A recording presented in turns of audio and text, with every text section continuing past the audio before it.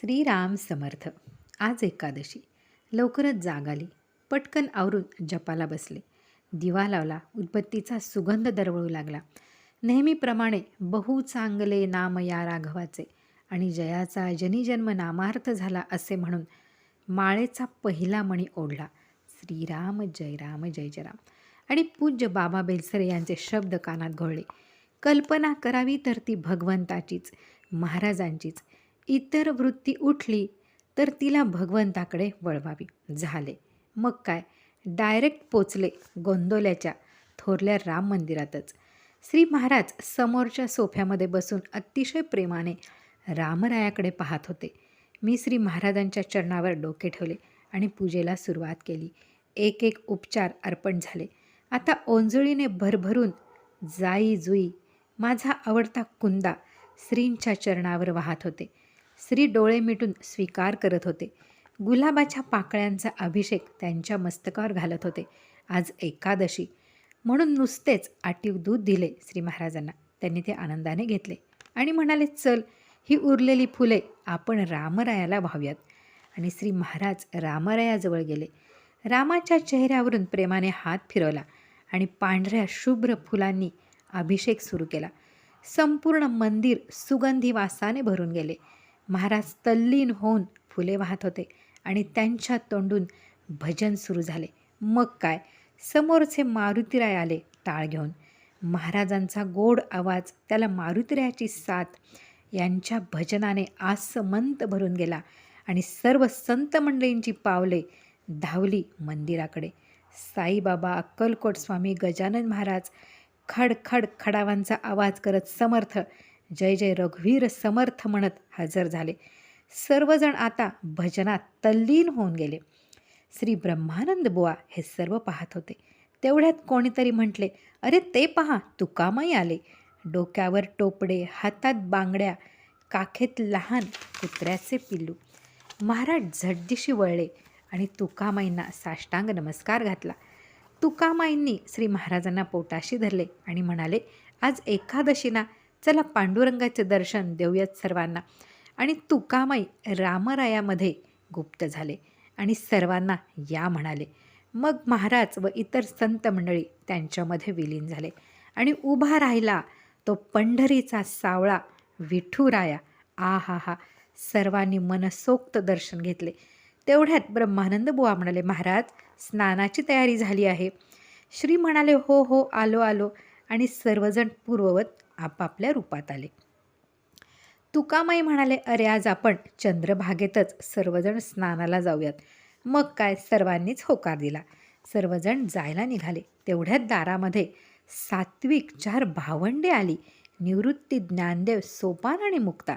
श्री महाराजांनी त्यांचेही उत्तम स्वागत केले आणि सर्वजण चंद्रभागेकडे रवाना झाले. चंद्रभागेला कोण आनंद झाला आणि ती आनंदाने जोरजोराने उसळ्या मारू लागली. माझी सर्व लेकरे एक साथ एकत्र आली. वा वा, सोनियाचा दिनच जणू. सर्वांना तिने स्वतःच्या हातांनी स्नान घातले. इकडे एका खडकावर ज्ञानेश्वरांची समाधीच लागली.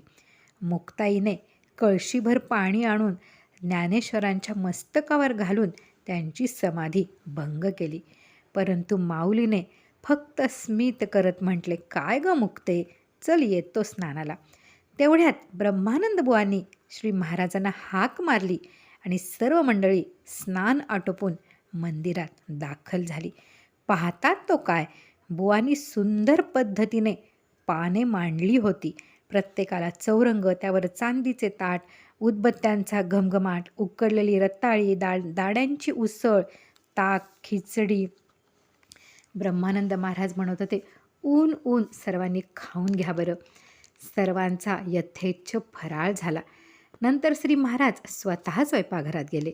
स्वतःच्या हाताने एक ताट वाढून आणले आणि श्री ब्रह्मानंदांना म्हणाले, ये बाळ, तू पण खाऊन घे. परंतु ब्रह्मानंदांची मान खालीच. फक्त प्रेमाश्रूंचा अभिषेक श्रींच्या चरणांवर चालू. तेवढ्यात श्रीराम महाराज लडिवाळपणे श्री महाराजांच्या गळ्यात पडून म्हणाले, महाराज मी पण तुमचा बाळ आहे ना. श्री महाराजांनी त्यांना जवळ करून म्हटले, हो रे, तू पण माझा बाळच आहेस. असे म्हणून महाराजांनी त्यांच्या डोक्याचे चुंबन घेतले. मग काय, आनंदसागर, रामानंद, दत्ता अण्णा, दत्ता काका, प्रल्हाद बुवा सगळेच धावले. श्रींनी सगळ्यांना प्रसाद भरवला. कोपऱ्यात भाऊसाहेब, महाभागवत, चरित्र लिहिणारे फडके सर्वजण उभे होते. महाराज म्हणाले, भाऊसाहेब तुम्ही तिकडे का उभे? या या सर्वांनी या. शांत, निगर्वी, राजस तात्या मात्र डोळे मिटून माळ करत होते. महाराज म्हणाले, तात्या तू पण ये. एवढ्यात बाहेरून बत्ताशा, गंगी, सरस्वती, कुत्रे ओरडायला लागले. महाराज म्हणाले, आलो आलो. श्रींनी त्यांच्यावरून प्रेमाने हात फिरवला, त्यांना खाऊ घातले. हा सर्व संत मंडळींचा सोहळा पाहण्यास आईसाहेबांना बाहेर आणले.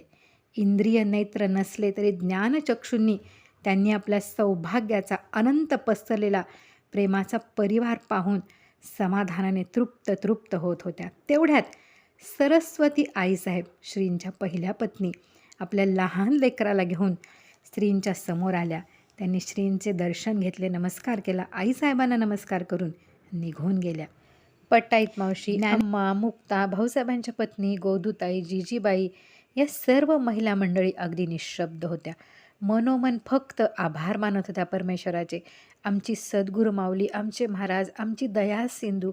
आहा, त्यांचे सर्वांचे पदर फक्त अश्रूंनी ओले होत होते. ज्ञानेश्वर माऊलींच्या म्हणण्यानुसार या भूलोकात हा वैकुंठ लोक पाहून स्वर्गामधून लिंगोपंत, राधाबाई, गीतामाई, रावजी भाऊ आनंदाने नाचून आपल्या गणूवर पुष्पांचा वर्षाव करत होते. पांडुरंग पांडुरंग म्हणत होते. तेवढ्यात स्वच्छ पांढरे धोतर, पांढरा सदरा, त्यावर जपाची माळ घातलेले बेलसरे बाबा आले. अतिशय नम्रपणे रामरायाचे दर्शन घेतले आणि प्रवचनाच्या सिंहासनावर जाऊन बसले. श्री अण्णा गाडगीळ यांनी बोलो सीताराम राम, बोलो राजा राम राम हे भजन सुरू केले. पूज्य बाबांनी श्रींना मनोमन अभिवादन करून आपल्या प्रवचनाला सुरुवात केली. जानकी जीवन स्मरण जय जय राम आणि माझ्या माळेचा मेरुमणी आला. श्रीराम जय राम जय जय राम.